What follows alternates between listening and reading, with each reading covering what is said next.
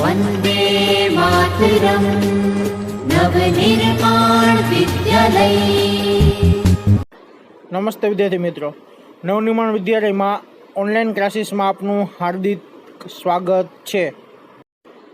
विद्यार्थी मित्रों, आज आपणे धोरण 4 विषय गणित गम्मत पाठ नंबर 1 ईटोनी इमारत तेना विषे अभ्यास करीशुं। तो विद्यार्थी मित्रों, सर्वप्रथम ईट शब्द आवे એટલે आपने बधाने जाण थई जाय के ईट शुं छे, के ईटनो उपयोग शुं छे। तो के ईटनो उपयोग छे ए मोटा मोटा बांधकाममां मकान बनाववा माटे आपणे ईटनो उपयोग करीए छीए। मोटी मोटी बिल्डिंग बनाववा माटे, सारा बनाववा माटे, पुल बनाववा माटे। तो आ बधी बिल्डिंग्स जे बनावी होय एना माटे आपणे ईटनो उपयोग करीए छीए। तो पाठનું નામ જ છે કે ઈટોની ઇમારત એટલે કે ઈટોથી બનેલી ઇમારતો।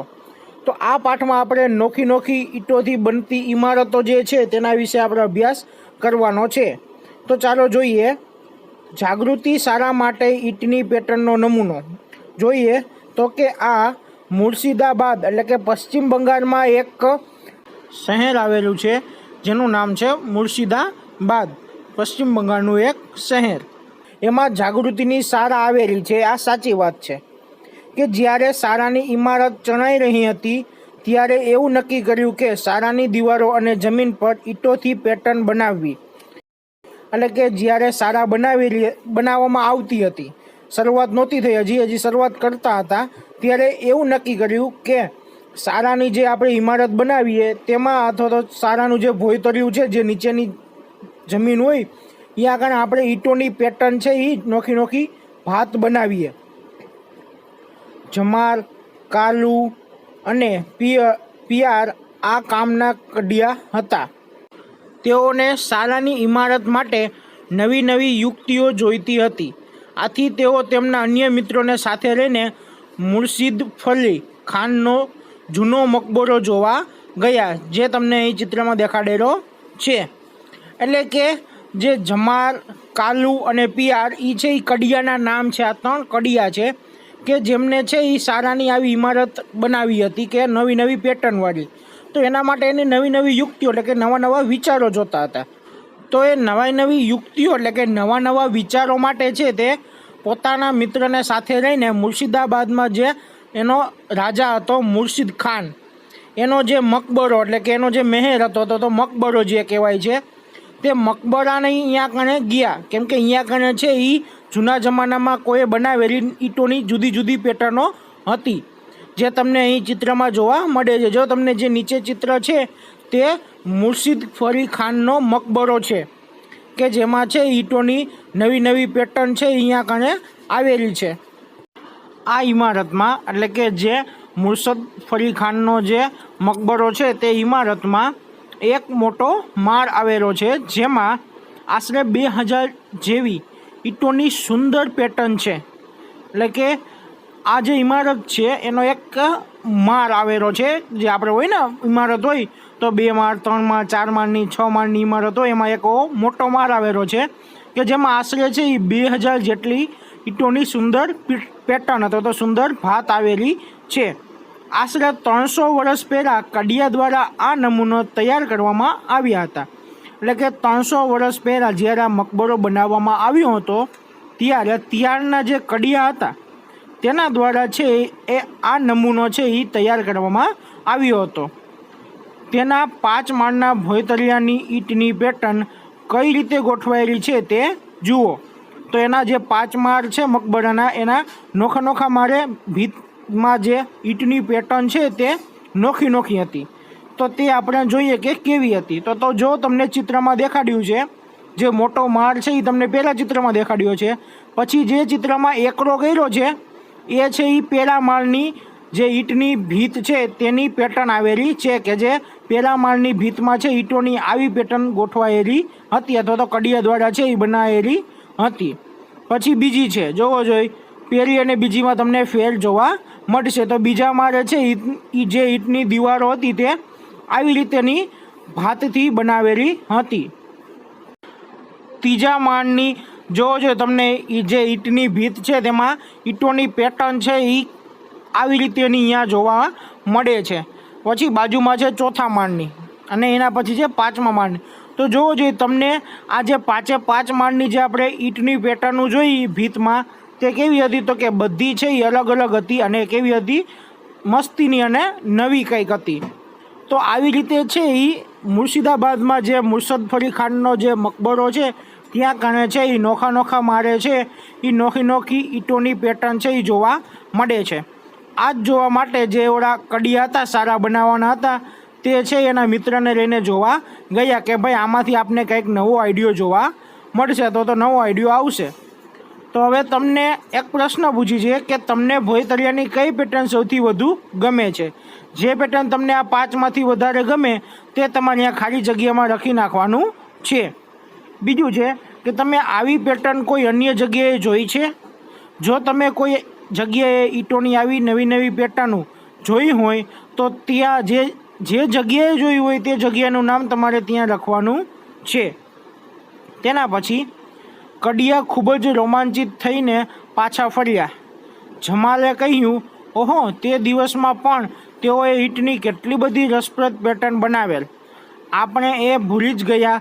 ચાલો આપણે આપણી શાળાની જમીન પર આવી પેટર્ન લચીએ. જે કડિયા છે એ જોવા ગયા હતા પેટર્ન, તે બધાય કડિયા છે એ ખૂબ રોમાંચિત એટલે કે ખૂબ આનંદમાં આવી ગયા. અને જમાલે તો કહ્યું કે ઓહો, કે એને આશ્ચર્ય થયું કે અરે ભાઈ, કે તે દિવસોમાં એટલે કે આજથી 300 વર્ષ પહેલાંના જે કડિયા હતા તેઓએ ઈંટની કેવી રસપ્રદ એટલે કે મસ્તીની જે પેટર્ન બનાવેલી છે કે જે કોઈએ વિચાર્યું પણ ન હોય એવી મસ્તીની પેટર્ન છે એ બનાવેલી હતી. પછી એને યાદ આવ્યું કે આપણે એ ભૂલી જ ગયા કે આપણે શાળાએ પણ આવી જ પેટર્ન બનાવવાની છે. તો કે ચાલો આપણે શાળા બનાવીએ છીએ તો તેની જમીન પર છે એ આપણે આવી પેટર્ન બનાવીએ. દરેક કડિયાએ ઈંટથી અલગ અલગ પેટર્ન બનાવી. શાળાને તેમની આ સુંદર ઇમારત માટે ગર્વ છે. બાળકો તેના પર હસતા રમતા અને પોતાની રીતે નવી પેટર્ન પણ બનાવે છે. એટલે કે જે આ 3 કડિયા હતા તેમણે છે જે શાળા બનાવી તેમાં છે ઈંટોની અલગ અલગ પેટર્ન બનાવી, જે તમે અહીં નીચે ચિત્રમાં જોઈ શકો છો કે આવી મસ્તીની પેટર્ન છે તે લોકોએ બનાવી છે. તો તેમની જે આ સુંદર પેટર્ન બનાવી એટલે કે જે કડિયાઓએ આ સુંદર પેટર્ન બનાવી અને જે સુંદર ઇમારત એટલે કે શાળાનું જે મકાન બનાવ્યું મસ્તીનું આવી રીતે ઈંટોની અલગ અલગ પેટર્નથી, તેના માટે શાળા છે એ ગર્વ કરે છે. એટલે કે તેમને ગર્વ છે કે ભાઈ અમારી નિશાળ પણ કંઈક અલગ છે બીજી નિશાળ કરતાં. હવે આપણી નિશાળ અને અહીંયાની નિશાળમાં શું ફેર છે, તો કે આપણી નિશાળમાં છે આવી ઈંટોની કોઈ અલગ અલગ ભાત એટલે કે પેટર્ન જોવા મળતી નથી. પરંતુ જ્યાં છે એ આ નિશાળમાં તમે જુઓ તો અહીંયા કણે છે કડિયાઓએ કંઈક નવીન કર્યું છે. તો કે જે શાળાની જમીન છે એમાં ઈંટોની અલગ અલગ પેટર્ન બનાવી, જેથી છે એ સ્કૂલ છે એ આકર્ષિત લાગે. જે બાળકો છે તેમને એ ગમે. તમને આવી કોઈ ઈંટોની ઇમારતોથી નવી આવી પેટર્નથી બનાવેલી હોય તો એ ઇમારત તમને બહુ ગમશે, તમને એ જોવી બહુ ગમશે. અને ત્યાંના જે વિદ્યાર્થીઓ છે તે આ જે ઈંટોની પેટર્ન છે તેને જોઈને ખૂબ આનંદિત છે, હસતા છે અને એના ઉપર રમે પણ છે. અને તેઓ પણ નવા વિચારો એટલે કે નવી પેટર્ન છે એ પોતાની રીતે વિચારે છે અને નવી પેટર્ન છે એ બનાવે છે. અહીંયાના વિદ્યાર્થીઓ છે એ આ પેટર્નને જોઈને છે એ નવી પેટર્ન બનાવતા શીખે છે. હવે તમને અહીં ક, ખ, ગ, ઘ, ચ, છ, જ, ઝ, ટ, ઠ અને ડ આટલી બધી છે એ તમને ઈંટોની અલગ અલગ પેટર્ન છે એ તમને અહીં આપેલી છે. તેને તમે છે એ ધ્યાનથી જુઓ બધી પેટર્ન છે એકબીજાથી અલગ જોવા મળે છે. તો આ બધી પેટર્નને જોઈ પછી આપણે છે એ નીચેના જે પ્રશ્ન છે તેના જવાબ આપવાના છે. તો પહેલો પ્રશ્ન એ છે કે કઈ પેટર્ન વર્તુળાકારમાં બનેલી છે? જોવો જોઈએ. ક છે એ બનેલી છે તો કે ના, ખ ના, ગ ના, પછી ઘ તો કે ના, ચ તો કે એ વર્તુળાકાર વચ્ચે વર્તુળ છે પરંતુ ફરતે છે એ જેમ આપણે અશોક ચક્રના જે એરા હોય આપણે નથી આવતું રાષ્ટ્રધ્વજમાં અશોક ચક્ર વચ્ચે, તેમાં વચ્ચે જે એરા છે એ એરા આકારનું છે તો કે એ વર્તુળાકાર પેટર્ન કહેવાય નહીં. વચ્ચે ખાલી વર્તુળ છે પરંતુ ફરતે છે એ ઊભા લીટા આવેલા છે. તો ચ ન આવે, પછી છ તો ન આવે, જ એ પણ ના આવે, જ એ પણ ના આવે, ટ એ તો ચોરસ છે એ પણ ના આવે, ઠ હા ઠ છે એ જુઓ વર્તુળાકાર છે બધી બાજુ ગોળ ગોળ ફરે છે, તો કે જે ઠ આકૃતિ છે એ વર્તુળાકાર પેટર્ન બનાવેલી છે. પછી ડ તો કે ના, ડ છે એ ચોરસ છે. પછીનો પ્રશ્ન છે કે કઈ પેટર્નના તમે દર્પણ ચિત્ર જોઈ શકો છો, લીટી દોરો. એટલે કે તમારે શું કરવાનું, જે ચિત્ર આપ્યું છે તેની મધ્યમાં એટલે કે વચ્ચોવચ્ચ છે એ ઊભી લીટી દોરવાની અને પછી જોવાનું કે લીટીની બંને બાજુ છે એ ચિત્ર સરખા દેખાય છે. એવી રીતે તમારે બધી આકૃતિમાં જોવાનું. તો તમે જે કમાં જોઈજો તો તમને સરખી દેખાશે નહીં. ખમાં એમાં પણ સરખી દેખાય, ચમાં નહીં દેખાય, પછી ઘ એમાં પણ નહીં દેખાય, ચ એમાં પણ નહીં, છ એમાં પણ નહીં, જ એમાં પણ નહીં, ઝમાં જો તમે વચ્ચે લીટી દોરશો તો તમને છે એ બંને બાજુ સરખું ચિત્ર દેખાશે. પછી ટ એમાં પણ નહીં, ઠ નહીં અને ડ એમાં પણ નહીં. તો ખાલી ઝ જે આકૃતિ છે જ નહીં, જબડાનો જમરૂખનો જ નહીં, જબડાનો જ છે એમાં છે તમને આકૃતિ છે એ તમને વચ્ચે લીટી દોરશો તો તમને દર્પણ આકૃતિ જોવા મળશે. એટલે કે સરખી આકૃતિ બંને બાજુ, લીટીની બંને બાજુ છે એ સરખી આકૃતિ તમને જોવા મળશે. ત્રીજો પ્રશ્ન છે કે હવે તમે ભોંયતળિયાનો નવો નમૂનો બનાવો. એટલે કે હવે તમને જો મગજમાં વિચાર આવે અને વિચારો કે આપણે આના સિવાયનો પણ અલગ ઈંટની પેટર્ન બનાવી છે, તો એ કેવી રીતે બનાવી શકાય, તો એ કેવી બને તે તમારે છે એ તમારે રફ બુકમાં બનાવવાની છે. જો આવી રીતે છે તમે ઈંટોની અલગ અલગ પેટર્ન છે એ વિચારીને બનાવી શકો છો. જે અહીં તમને 3 નમૂના આપેલા છે તેને તમે ધ્યાનથી જુઓ. હવે છે કે ઈંટ કેવી રીતે દોરવી. હવે આપણે ઈંટને જોઈ છે, પરંતુ ઈંટ દોરવી કેવી રીતે તો તે આપણે જોઈએ. આ ચિત્રમાં 2 સરખા પ્રકારની ઈંટો દર્શાવેલી છે. જો તમને બાજુમાં 2 ચિત્ર આપેલા છે, બેમાં સરખા જ આકારની જે ઈંટો દોરેલી છે, પરંતુ ચિત્ર છે એ અલગ અલગ છે. આપેલા એક ચિત્રમાં આપણે ઈંટની માત્ર એક જ બાજુ જોઈ શકીએ છીએ. જે બીજા નંબરનું નીચેનું ચિત્ર છે તેમાં આપણે ઈંટની માત્ર એક જ બાજુ જોઈ શકીએ છીએ, જ્યારે બીજા ચિત્રમાં આપણે 3 બાજુ ઈંટની જોઈ શકીએ છીએ. જે ઉપરનું પહેલું ચિત્ર છે તેમાં આપણે જોવું જે ઈંટોની છે એ 3 બાજુ જોઈ શકીએ છીએ. જે ચિત્રમાં ઈંટની 3 બાજુ દેખાય છે તેના પર વર્તુળ કરો. એટલે કે આપણે જે ઈંટની 3 બાજુ દેખાય છે તેના ઉપર આપણે વર્તુળ કરવાનું. તો જે પહેલું ચિત્ર છે એના ઉપર આપણે વર્તુળ કરવાનું. એક ઈંટમાં કુલ કેટલી બાજુઓ હોય. હવે આપણે શું કરવાનું, તો જો તમને આજુબાજુ તમારા ઘરની આજુબાજુ ઈંટ જોવા મળે તો તમારે જોવાનું કે એક ઈંટમાં કેટલી બાજુ હોય. એક ઈંટમાં છે એ કુલ 6 બાજુ હોય છે. 6 બાજુ કેવી રીતે, તો કે એક ઉપરની એક નીચેની, 2 એક આગળ એક પાછળ, 2 ને 2 4, એક જમણી બાજુ ને એક ડાબી બાજુ, એટલે 2 ને 2 4 ને 2 6. તો કુલ ઈંટને 6 બાજુ હોય. કોઈ એક બાજુ ચોરસ છે, ઈંટની કોઈ એક બાજુ ચોરસ હોય તો ઈંટની ક્યારેય કોઈ એક બાજુ ચોરસ હોય નહીં. કેવી હોય, લંબચોરસ જ હોય. 6 બાજુ છે એ કેવી હોય, લંબચોરસ હોય. હવે તમને પ્રશ્ન થશે કે ચોરસ અને લંબચોરસ એટલે શું. તો ચોરસ એટલે કે જેની બધી બાજુ, જો 4 બાજુ હોય તો 4 બાજુ, 6 હોય તો 6 બાજુ છે એ સરખી હોય તેને ચોરસ કહેવાય. અને લંબચોરસ એટલે જે સામેની બાજુ હોય એ સરખી હોય એને લંબચોરસ કહેવાય. ઈંટોમાં જોવો જોઈએ ઉપર નીચેની સરખી છે, આગળ પાછળ છે એ સરખી, પરંતુ આગળ પાછળ છે એ ઉપર નીચે જેવી બાજુ નથી. આગળ પાછળ નાની બાજુ હોય, ઉપર નીચે મોટી હોય. તો જે સામેની બાજુ છે એ સરખી હોય એ લંબચોરસ, અને બધી બાજુ સરખી હોય એ ચોરસ. તો ઈંટમાં છે કોઈ બાજુ ચોરસ હોતી નથી, બધી કેવી હોય, લંબચોરસ હોય છે. ઈંટની સૌથી નાની બાજુ દોરો. તો જે આગળ અથવા તો પાછળની જે બાજુ છે ઈંટની સૌથી નાની બાજુ છે, જે અહીં મેં દોરેલી છે તે તમારે દોરવાની છે. આપેલ ચિત્રમાંથી ઈંટની બાજુ જેવી દેખાતી આકૃતિ ઉપર તમારે સાચાની નિશાની કરવાની. હવે તમે જુઓ અહીંયા આકૃતિમાં તમને છે નોખા ચિત્ર આપેલા છે. હવે આ ચિત્ર ઉપરથી ઈંટની કોઈ એક બાજુ, કોઈ પણ બાજુથી ઈંટની કોઈ એક બાજુ જેવી દેખાતી હોય એ ચિત્ર ઉપર તમારે સાચાની નિશાની કરવાની છે. જે મેં અહીં નિશાની કરેલી છે તે તમે જુઓ.